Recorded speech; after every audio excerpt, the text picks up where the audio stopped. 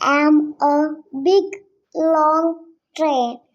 I run on railway tracks.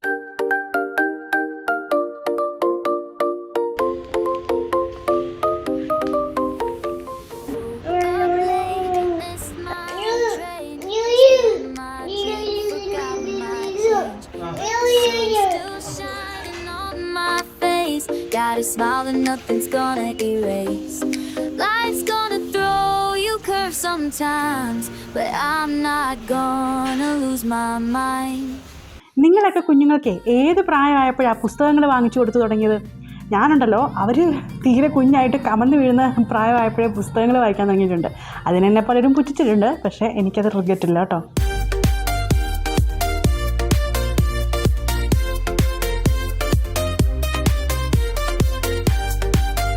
നമ്മളെ ആദ്യം തന്നെ മനസ്സിലാക്കേണ്ട കാര്യം, ഈ പുസ്തകങ്ങൾ എന്ന് പറഞ്ഞാൽ വലുതായിട്ട് എപ്പോഴാണ് നമ്മൾ വലുതാവുന്നത്?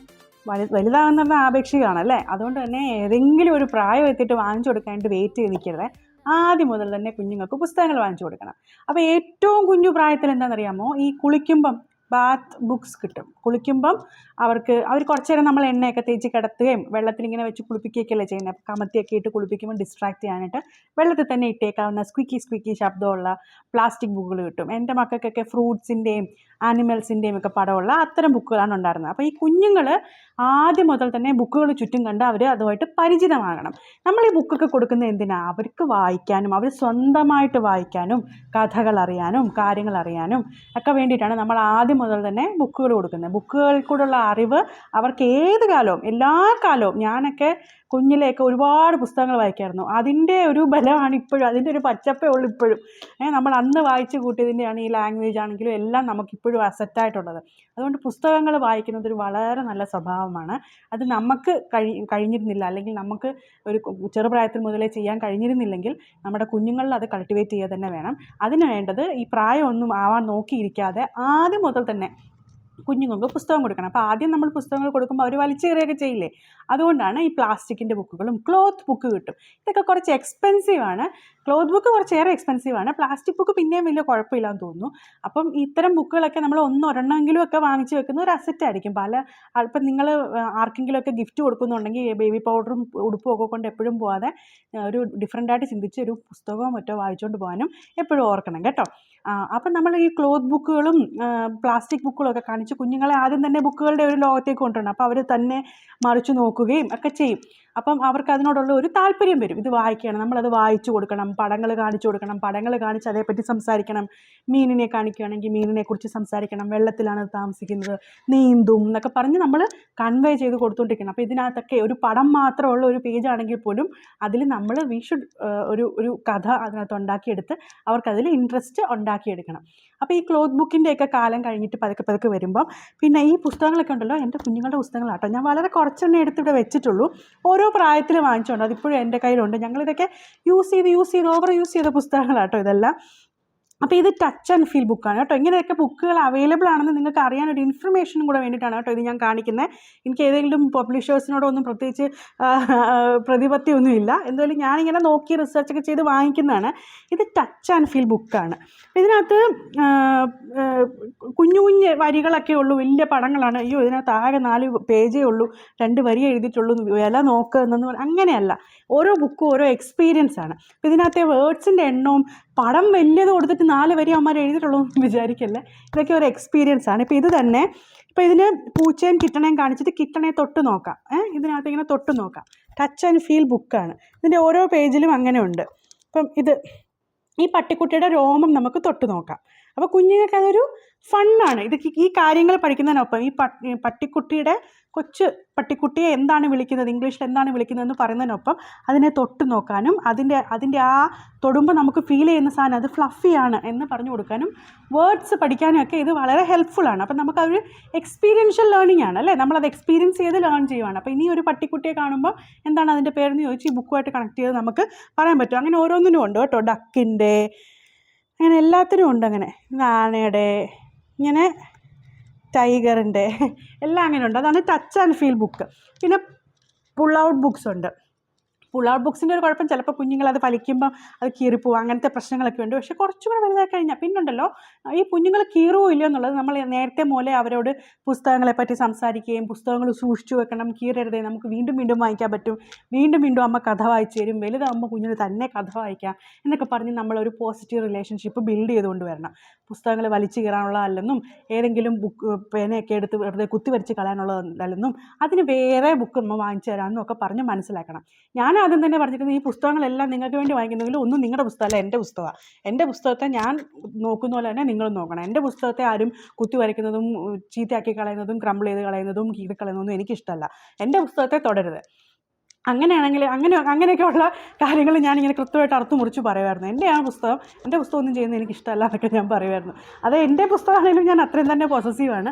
കുഞ്ഞുങ്ങൾക്കും ആ ഒരു ഫീൽ ഇതിങ്ങനെ ചെയ്യാനുള്ളതല്ലാന്ന് പറഞ്ഞു കൊടുക്കണം. അതുകൊണ്ടാണ് ആ കുഞ്ഞുങ്ങൾ ഇതിലൊന്നും ചെയ്തിട്ടില്ല, അവർ സൂക്ഷിച്ച് തന്നെ വെച്ചിട്ടുമുണ്ട്. ചിലപ്പോൾ അറിയാതൊക്കെ ചെയ്യും. അപ്പോൾ വീണ്ടും വീണ്ടും നമ്മൾ പറഞ്ഞു കൊടുക്കണം, അതങ്ങനെ കളയരുതേ, വരച്ച് കളയരുതേ, നമുക്ക് പിന്നെ അത് വായിക്കാൻ പറ്റില്ല, കുത്തി വരയ്ക്കാനുള്ളതല്ല ഇത്തരം പുസ്തകങ്ങളെന്ന് ആദ്യം മുതൽ തന്നെ പറഞ്ഞു കൊടുക്കണം. അത് നമ്മൾ കുഞ്ഞിലെ മുതലേ പറഞ്ഞു കൊടുക്കുന്നവരിക്കും. പിന്നെ ഞങ്ങൾക്ക് വലിയ ഇഷ്ടമുള്ളൊരു ബുക്കായത് കേട്ടോ, ട്രെയിൻ. ഈ ട്രെയിനിൻ്റെ ബുക്ക് ഇതുപോലെ തന്നെ വലിയ പടം, ഒരു വരിയേ ഉള്ളൂ, ഉമ്മാർ പറ്റിച്ചെന്ന് വിചാരിക്കരുത്. പുസ്തകങ്ങൾ ഇങ്ങനെയാണ്. ഇത് ബോർഡ് ബുക്ക് എന്ന് പറയും. കുറച്ച് കുഞ്ഞു പ്രായത്തിലുള്ള 1 വയസ്സ് 2 വയസ്സൊക്കെ ഉള്ള കുഞ്ഞുങ്ങൾക്ക് ഇൻട്രസ്റ്റിംഗ് ആയിരിക്കും ഈ ബുക്കുകൾ. ഈ ബുക്ക് ട്രെയിനിൽ പോയിക്കൊണ്ടിരിക്കുമ്പോൾ കുഞ്ഞുങ്ങൾക്ക് വായിച്ചു കൊടുക്കുന്നതെന്ന് ആലോചിച്ച് നോക്ക്. അവർക്ക് സ്ക്രീൻ ടൈം, ട്രെയിനെ കയറി ഉടനെ ഒരു ഫോൺ എടുത്ത് കൈ കൊടുക്കുന്നതിന് വരെ ഈ ബുക്ക് വായിച്ചാലോ ഇൻട്രസ്റ്റിംഗ് ആയിരിക്കും അല്ലേ? അവർ ട്രെയിനെ പോയിക്കൊണ്ടിരിക്കുമ്പോൾ ഈ ബുക്ക് എടുത്ത് വെച്ച് വായിക്കുന്നത്. ഞാൻ കുറേ കാലം അങ്ങനെയായിരുന്നു, ട്രെയിനിൽ പോകുമ്പോഴെല്ലാം ഈ ബുക്കും കൊണ്ട് പോകുമായിരുന്നു, അവരിത് വായിക്കുമായിരുന്നു. കുറച്ചൊക്കെ കഴിയുമ്പോഴത്തേനും അവർക്ക് തന്നെത്താനെ വായിക്കാൻ പറ്റും. കാരണം അവർക്ക് വായിക്കാൻ എളുപ്പം, നിറച്ച് ടെക്സ്റ്റ് എഴുതിയിരിക്കുന്ന ബുക്കുകൾ അവർക്ക് വായിക്കാൻ എളുപ്പമല്ലല്ലോ. അവർക്ക് 1-2 വാക്കുകൾ അവിടെ ഇവിടെ ഉള്ളത് ആണ് വായിക്കാൻ എളുപ്പം. അപ്പോൾ അവർക്കിത് വായിക്കാനുള്ള ഇൻട്രസ്റ്റ് ഉണ്ടാക്കുകയും കൂടെ ചെയ്യുന്ന തരം ബുക്കുകളാണ്. ഇത് കാണാം, കളേഴ്സ് ഉണ്ട്. ഇപ്പോൾ പുസ്തകം വായിക്കുമ്പോൾ എന്താ ഈ ഒരു വരി പറഞ്ഞിട്ട് I am a big long train, I run on railway track, come on അടുത്ത പേജ്, അങ്ങനെയാണ് വായിച്ചു കൊടുക്കുന്നത്. ശരി, അങ്ങനെയൊന്നും വായിച്ചു കൊടുക്കില്ല കേട്ടോ. ഇതിങ്ങനെ നോക്കുമ്പോൾ നോക്ക്, ട്രെയിനിൻ്റെ കണ്ണെവിടെ, അപ്പോൾ അവരെ കൊണ്ട് തൊട്ട് കാണിപ്പിക്കണം. ട്രെയിൻ ഏതൊക്കെ കളറിൻ്റെ ബോഗീസ് ഉണ്ടെന്ന് പറയാം, അപ്പോൾ അവർ ഓരോന്നും തൊട്ട് കളേഴ്സ് പറയണം. ഇതെല്ലാം ഓരോ എക്സ്പീരിയൻസാണ്. ട്രെയിൻ എവിടെ കൂടെ ഓടുന്നേ, ട്രാക്കിൽ കൂടെ ഓടുന്നേ, അതിൻ്റെ സൈഡിൽ എന്താ ഉള്ളേ, ഒരു മരമുണ്ട്, പിന്നെ എന്താ ക്ലൗഡ്സ് ഉണ്ട്. ഇത് ക്ലൗഡ്സ് അല്ല, ട്രെയിനിൻ്റെ മേളിൽ കൂടെ ഇതേ പുക പോകുന്നത് കണ്ടോ, സ്മോക്കാണ് പുക പോകുന്നുണ്ടോ. ഇങ്ങനെയൊക്കെ പറഞ്ഞു കൊടുക്കാൻ. ഈ ട്രെയിനിൻ്റെ ചക്രം ഇങ്ങനെ കറങ്ങും ട്രെയിൻ പോകുമ്പം എന്നൊക്കെ പറയണം. അങ്ങനെ ഈ ഒരു പേജിൽ ഒരു വരി ഉണ്ടെങ്കിലും നമുക്കൊരു 100 കാര്യം പറയാൻ പറ്റും. കുറച്ച് ക്രിയേറ്റീവായിട്ടൊക്കെ ചിന്തിക്കും. അമ്മമാരും അച്ഛന്മാരും ഒക്കെ ആയിക്കഴിഞ്ഞാൽ അങ്ങനെ വേണം. അത് കഴിഞ്ഞ് ഈ പേജ് വരുമ്പോൾ എന്താ, ഈ പേജ് വരുമ്പം ഞങ്ങൾ പറയും, അയ്യോ അച്ഛനും അമ്മയും കുഞ്ഞുമാണോ ഈ നിൽക്കുന്നത് എന്നൊക്കെ ചോദിക്കണം. അങ്ങനെ നമ്മൾ എക്സ്പീരിയൻസ് ചെയ്ത് പറഞ്ഞു കൊടുക്കാൻ പറ്റുന്ന പുസ്തകമാണ്. അപ്പോൾ ഇതുപോലത്തെ ബോർഡ് ബുക്സ് ഇഷ്ടം പോലെ കിട്ടും. അതുപോലത്തെ നമ്മൾ കുഞ്ഞുങ്ങൾക്ക് ഇഷ്ടമുള്ള ടോപ്പിക്ക് നോക്കിയെടുത്ത് നമുക്ക് വാങ്ങിക്കാവുന്നതാണ്. കാണാമല്ലോ, പടമൊക്കെ കാണുമ്പോൾ ആനിമൽസ് ഇഷ്ടമുള്ളവരാണെങ്കിൽ അങ്ങനെ, ട്രാൻസ്പോർട്ടേഷൻ ട്രെയിനോ ബസ്സോ ഒക്കെ ഇഷ്ടമുള്ളവരാണെങ്കിൽ അങ്ങനത്തെ ബുക്കുകളൊക്കെ നമുക്ക് വായിക്കാൻ പറ്റും. പിന്നെ ഇത് കണ്ടോ, ഈ ബുക്ക്, ഇത് തൂലിക പബ്ലിഷേഴ്സിൻ്റെ ബുക്കാണ്. എനിക്ക് അവരുമായിട്ട് പ്രത്യേകിച്ച് ബന്ധമൊന്നുമില്ല, പക്ഷേ എനിക്ക് അവരുടെ പുസ്തകങ്ങളെല്ലാം ഭയങ്കര ഇഷ്ടമാണ്. നിങ്ങൾ ശ്രദ്ധിക്കണം, തൂലിക പബ്ലിഷേഴ്സ് ഇന്ത്യൻ പബ്ലിഷേഴ്സാണ്. അവരുടെ പുസ്തകങ്ങളെല്ലാം വളരെ നല്ലതാണ്. അപ്പോൾ ഇത് തൂലിക പബ്ലിഷേഴ്സിൻ്റെ ബുക്കാണ്. ഇതിൻ്റെ പ്രത്യേകത എന്നാണെന്നറിയാമോ, നോക്ക്, പറ്റിച്ച് ഒരു വരി പോലും ടെക്സ്റ്റ് ഇല്ല. ഇതാണ് വേർഡ്ലെസ് ബുക്സ് കേട്ടോ. അപ്പം നമ്മൾ വിചാരിക്കും വേർഡ്ലെസ് ബുക്സ് വായിച്ചു കഴിഞ്ഞാൽ അത് കുഞ്ഞു പിള്ളേർക്കല്ലേ പറ്റുള്ളൂ, വെറുതെ പടം കാണാൻ. അങ്ങനെയല്ല. ഇതുണ്ടല്ലോ, ഞങ്ങളിങ്ങനെ നോക്കിയിട്ട് ഞാനിതിങ്ങനെ ഈ പടം നോക്കിയിട്ട് ഇങ്ങനെ പറഞ്ഞു കൊടുക്കുമായിരുന്നേ. പറഞ്ഞു കൊടുത്തിട്ട് എൻ്റെ കൊച്ച്, എനിക്ക് തോന്നുന്നു 4 വയസ്സ് ഇല്ല, 3.5 വയസ്സൊക്കെ ഉള്ളപ്പോഴാണ് സ്കൂളിൽ പോകുമ്പോൾ ഇത് കൊണ്ടുപോകണമെന്ന് പറഞ്ഞു മോള് പീലി. അപ്പോൾ ഇത് കൊണ്ടുപോകണമെന്ന് പറഞ്ഞു. ശരി, സൂക്ഷിച്ച് കൊണ്ടുപോകണം, ഇത് അമ്മയുടെ ബുക്കാണ്, ഇത് കീറാൻ പാടില്ല, കൂട്ടുകാരും കീറാൻ പാടില്ല, കൊണ്ടുപോകുന്ന പോലെ തന്നെ തിരിച്ചു വിട്ടണം എന്നൊക്കെ പറഞ്ഞ് വലിയ ഇൻസ്ട്രക്ഷൻസ് ഒക്കെ കൊടുത്ത് ഞാൻ വിട്ടു. 3.5 വയസ്സുള്ള കൊച്ചാണ്. അപ്പോൾ അവൾ സ്കൂളിൽ പോയിട്ട് ഞാൻ ഈ കഥ പറഞ്ഞു കൊടുത്തല്ലോ, ഈ പടം നോക്കിയാണ് ഞാൻ കഥ പറഞ്ഞു കൊടുക്കുന്നത്. എനിക്കും അറിയത്തില്ലായിരുന്നു. ഞാനും ഓരോരോ ഇത് പറഞ്ഞു കൊടുത്തു. അമ്മമ്മ സാരി എന്ന് പറയുന്ന ബുക്കാണ്. ഇങ്ങനെ പറഞ്ഞു കൊടുത്തു, ഓരോന്നും പറഞ്ഞു കൊടുത്തു. അവളിത് സ്കൂളിൽ കൊണ്ടുപോയി ഞാൻ പറഞ്ഞു കൊടുത്തതുപോലെ അവളുടെ ഫ്രണ്ട്സിന് ഈ കഥ ഇങ്ങനെ മൊത്തം പറഞ്ഞു കൊടുത്തു. അതായത് ഓരോ പേജും മറിച്ചിട്ട്, ഇതിനകത്ത് വേർഡ്സ് ഒന്നും ഇല്ല. LKG പഠിക്കുമ്പോൾ അവൾക്ക് വേർഡ്സ് വായിക്കാനും ആയിട്ടുണ്ടായിരുന്നില്ല. അപ്പോൾ അവൾ ഈ കഥ നോക്കി പറഞ്ഞു കൊടുത്തു. കമ്മ്യൂണിക്കേഷൻ എത്ര എഫക്റ്റീവാണെന്നറിയാമോ അത്. നമ്മൾ ഓതർ ടെക്സ്റ്റ് ഒന്നും എഴുതാതെ പടങ്ങൾ മാത്രം വരച്ചിരിക്കുന്നതിൽ നിന്ന് കഥ പറഞ്ഞു കൊടുക്കുക എന്ന് പറഞ്ഞാൽ 4 വയസ്സുള്ള ഒരു കുട്ടി എന്ന് പറഞ്ഞാൽ നല്ല ഒരു അച്ചീവ്മെൻറ്റാണ് അത് നമ്മൾ ഇങ്ങനത്തെ കാര്യങ്ങളൊക്കെ നമ്മൾ അങ്ങനെ ചിന്തിച്ച് മനസ്സിലാക്കണം കേട്ടോ. ഈ കൊച്ചു കുഞ്ഞുങ്ങൾ ഇതുപോലെ കമ്മ്യൂണിക്കേറ്റ് ചെയ്യുന്നതാണ് അവരെ സംബന്ധിച്ചിടത്തോളം വലിയ മൈൽ സ്റ്റോൺസ്. അല്ലാതെ അവർ ABCD 100 തവണ എഴുതുന്നതോ 1 2 3 4 1000 വരെ എണ്ണി മറ്റേ ഇന്ത്യ ബുക്ക് ഓഫ് റെക്കോർഡ്സ് കയറുന്നൊന്നും അല്ല. അവർക്ക് ജീവിതത്തിൽ വളരെ യൂസ്ഫുൾ ആവുന്ന കാര്യമാണ് ഇതുപോലെ പടം മാത്രമുള്ള ഒരു ബുക്ക് എടുത്ത് വെച്ച് അവർക്ക് വോക്കലായിട്ട് ഇത് പറഞ്ഞ് വേറൊരാൾക്ക് ഈ കഥ പോലെ പറഞ്ഞു കൊടുക്കാൻ പറ്റുക എന്നുള്ളത്. അപ്പം ഇത്തരം ബുക്കുകൾ വളരെ ഇമ്പോർട്ടൻ്റ് ആണ്. അതായത് ഒരു 3 വയസ്സ് മുതലുള്ള പ്രായത്തിൽ, അതായത് കുഞ്ഞുങ്ങൾ നന്നായി 2 വയസ്സൊക്കെ ആകുമ്പോൾ ഓരോ വാക്കൊക്കെ പറഞ്ഞു കൊടുക്കുന്നതേ ഉള്ളൂ.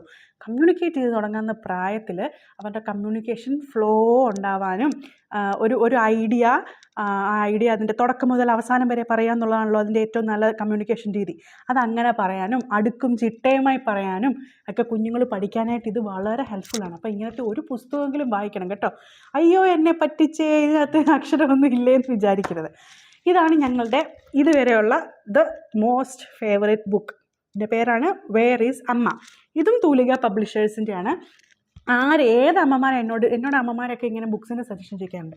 ആര് ചോദിച്ചാലും ഞാൻ എപ്പോഴും പറയുന്ന ഒരു ബുക്കാണ് വേർ ഈസ് അമ്മ. അതെന്താണെന്നറിയാമോ? നമ്മൾ ഈ കൊച്ചിലേക്ക് വായിച്ചിട്ടുള്ള ബുക്കൊക്കെ എന്തോ അതൊക്കെ അങ്ങ് വെസ്റ്റേൺ കൺട്രീസിലെ ആൾക്കാർ എഴുതി അവരുടെ ക്ലാസിക്സും അവരുടെ ടെയിൽസും അവരുടെ ഫെയറി ടെയിൽസും അങ്ങനത്തെ സാധനങ്ങളൊക്കെ അല്ലേ നമ്മൾ വായിച്ചേക്കുന്നത്. എന്നാൽ ഇതെല്ലാം ഇന്ത്യനാണ്, ഇതെല്ലാം സൗത്ത് ഇന്ത്യനാണ്.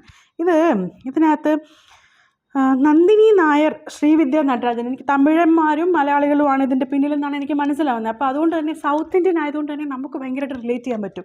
ഇതിനകത്തെ അമ്മയും മോനെയും ഒക്കെ വരച്ചേക്കുന്ന എന്ത് രസമായിട്ടാണെന്നറിയാമോ? ഈ കൊച്ചിനെ കണ്ടോ?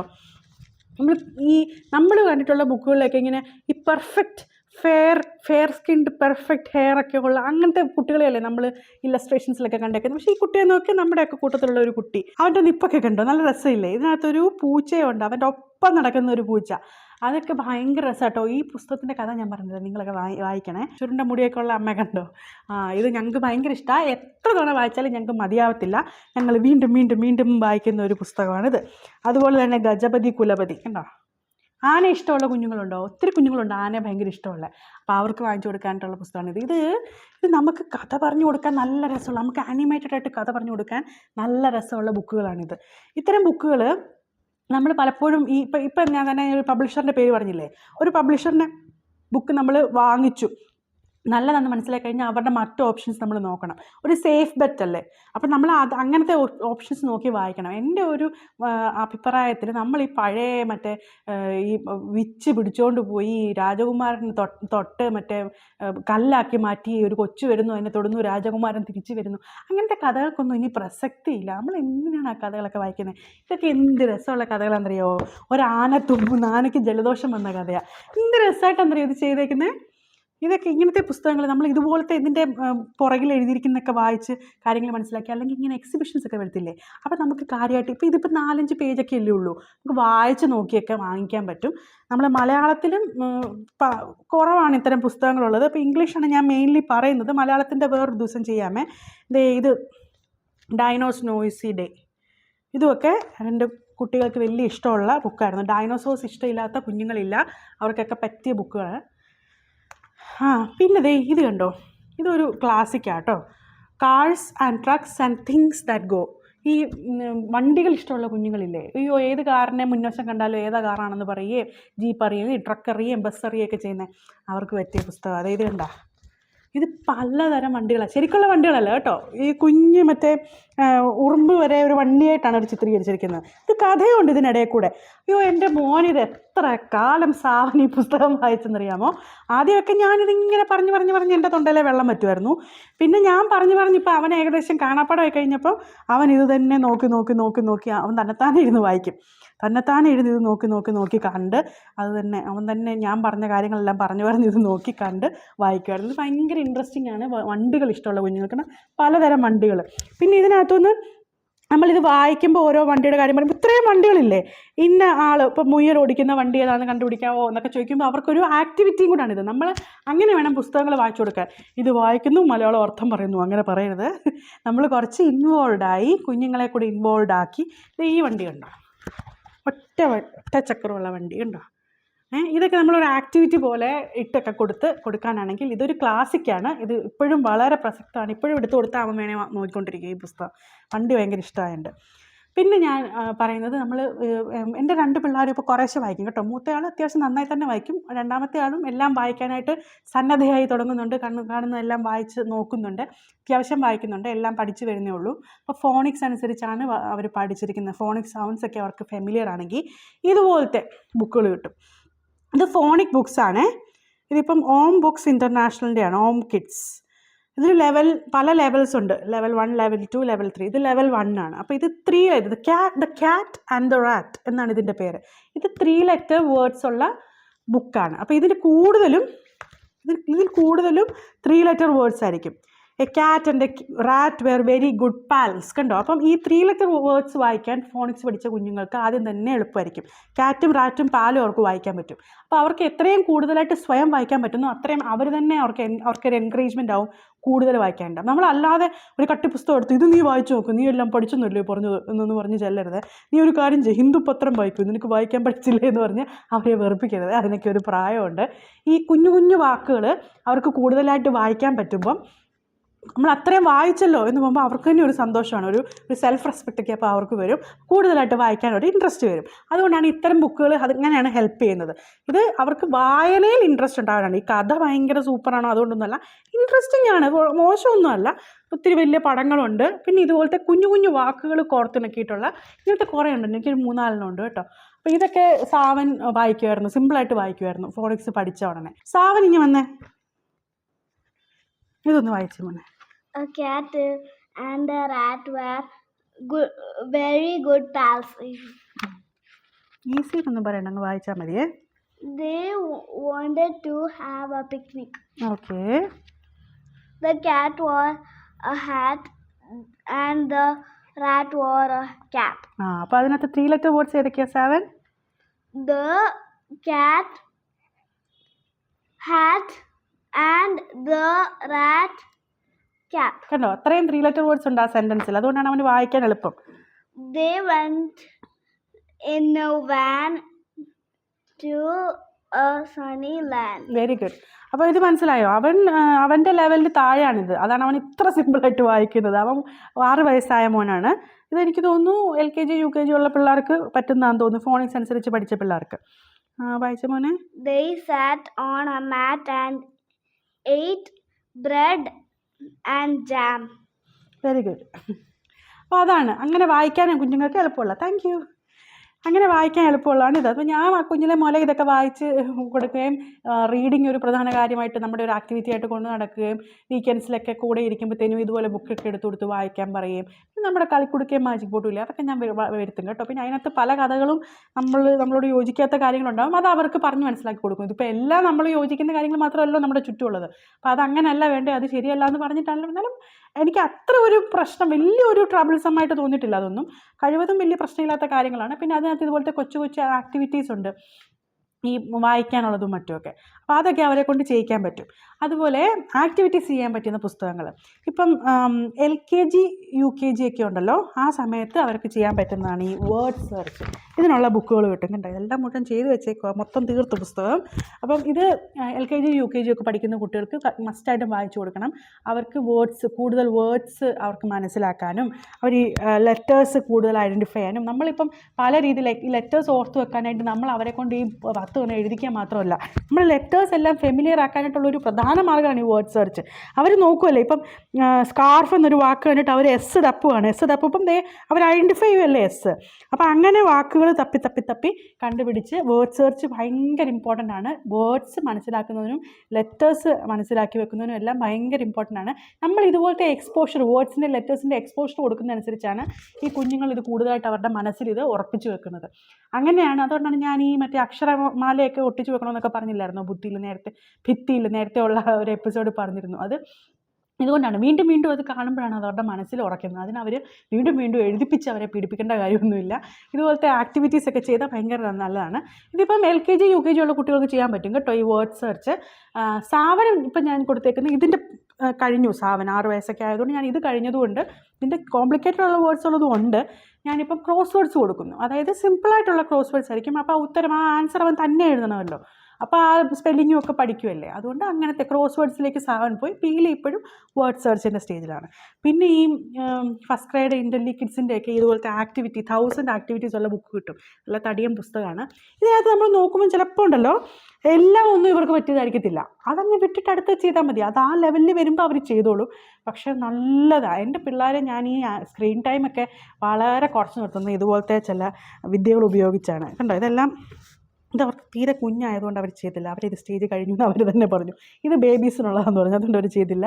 ബാക്കിയൊക്കെ അവർ ചെയ്യുന്നുണ്ട്. കണ്ടോ, ഇതെല്ലാം ചെയ്തതാണ്. ഇത് ഫുൾ ചെയ്യും പിള്ളേർ.